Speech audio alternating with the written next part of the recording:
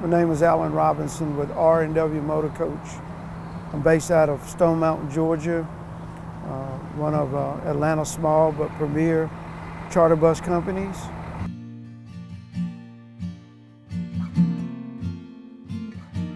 COVID has been very devastating to our industry. We've seen our industry come to a complete and devastating stop.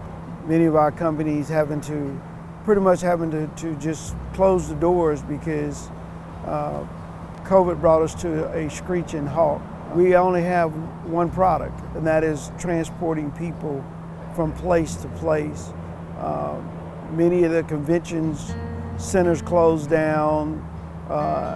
As many of the restaurants closed down, no one would come in large quantities, and our industry is based on moving mass people. We're very capital intense companies. As these large motorcoaches fairly cost a bunch of money, we don't have a lot of cash. Most of our money is tied up in our equipment, along with all the other regulations that we have to go through, such as insurance. Insurance is a major factor in our industry. That's the biggest thing through the bus notes every month and insurance. We're largely impacted.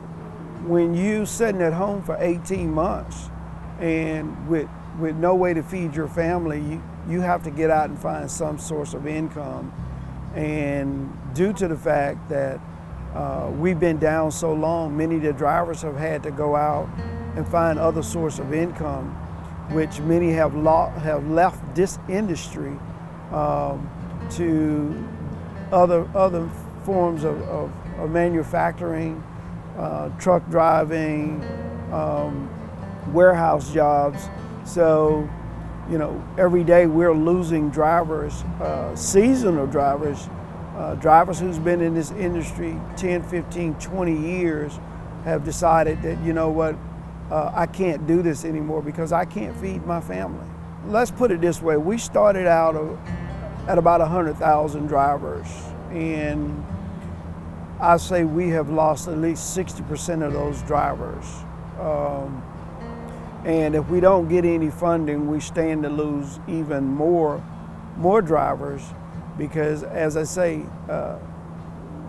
they've got to feed their families, and without the CERTS Act money, it's just devastating how we're going to return back to where we were pre-pandemic. Let me thank Congress for the $2 billion. As soon as they can get it out the door, it will be a help. But it's just not going to be enough. The money was split three ways. We started out with about 3,000 companies. As of today, we've lost at least 600 companies. I'm going to say 80% of those companies were small minority companies such as myself with less than 10 coaches.